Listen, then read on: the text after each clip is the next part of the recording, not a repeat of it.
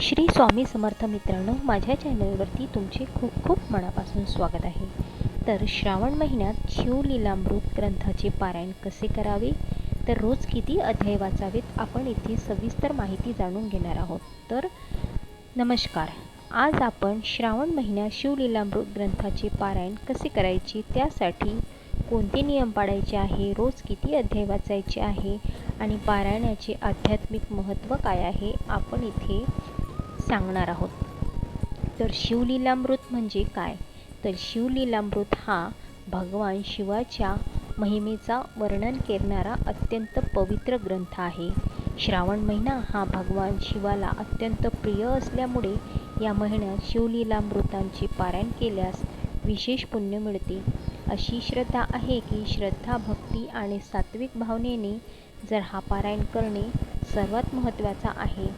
त्यामुळे पारायण सुरू करण्यापूर्वी त्यानंतर सकाळी तुम्हाला कोणती तयारी करायची आहे, तर सकाळी लवकर उठायचं आहे. ब्रह्ममुहूर्तावर नाही उठलं तरी चालेल, पण तरी लवकरात लवकर उठण्याची तुम्ही शक्यता करावी. तर सकाळी लवकर स्नान करून स्वच्छ वस्त्र परिधान करावे, तर पूजास्थान स्वच्छ करावे. त्यानंतर भगवान शिव, माता पार्वती आणि नंदी यांचे पूजन करावे. धूप, दीप, अगरबत्ती, फुले, बेलपत्र, अक्षदा, नैवेद्य अर्पण करावा. त्यानंतर ओम नमः शिवाय या मंत्राचा जप 108 वेळा करायचा आहे. पारायण सुरू करायच्या आधी तुम्हाला जप करायचा आहे.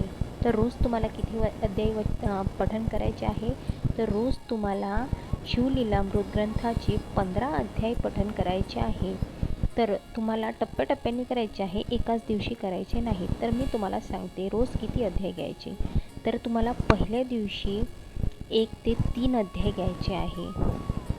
समजलं? पहिल्या दिवशी 1 ते 3, त्यानंतर दुसऱ्या दिवशी 4 ते 6, तिसऱ्या दिवशी 7 ते 9 आणि चौथ्या दिवशी 10 ते 12 आणि 5व्या दिवशी 13 ते 15.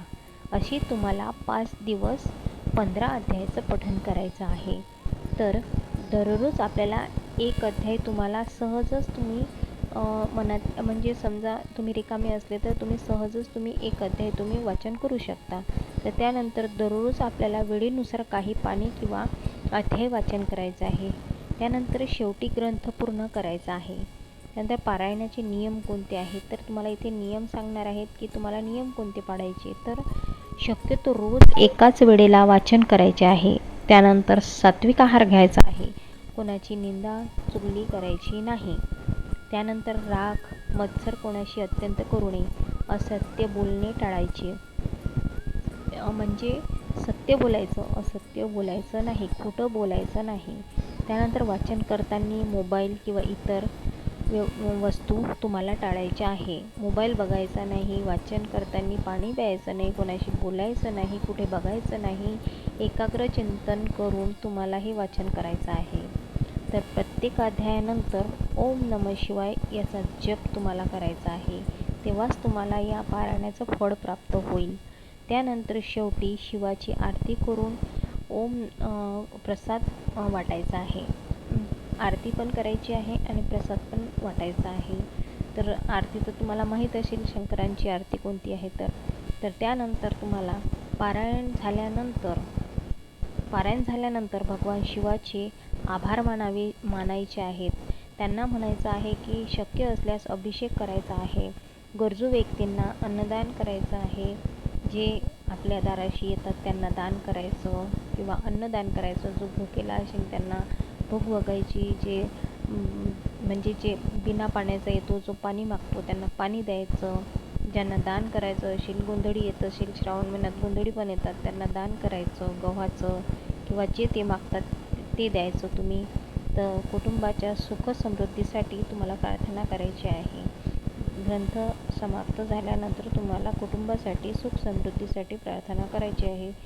सुख समृद्धीची प्रार्थना तुम्हाला कशी करायची हे तर तुम्हाला माहीतच आहे. आपल्या घरासाठी आपण काय सुख शांती देवापुढे मागतो.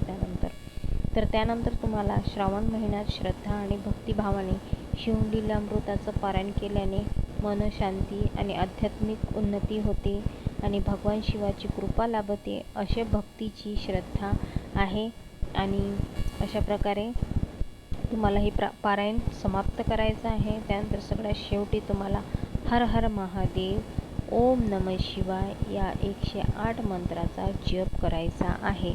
त्यानंतर तुम्हाला श्री शिवाय नमस्तुभ्यम ह्या पण मंत्राचा तुम्हाला जप करायचा आहे. कारण की या पण मंत्रामध्ये इतकी शक्ती आहे की मी तुम्हाला सांगू शकत नाही. तर अशा प्रकारे हा व्हिडिओ होता आणि तुम्ही पण ह्या ग्रंथाचं पठण करा. श्रावण महिन्यात खूप अत्यंत प्रभावशाली हा ग्रंथ आहे. तर व्हिडिओ आवडला असेल तर लाईक, शेअर, सबस्क्राईब नक्की करा आणि श्री स्वामी समर्थ लिहायला विसरू नका. श्री स्वामी समर्थ. जय जय स्वामी समर्थ.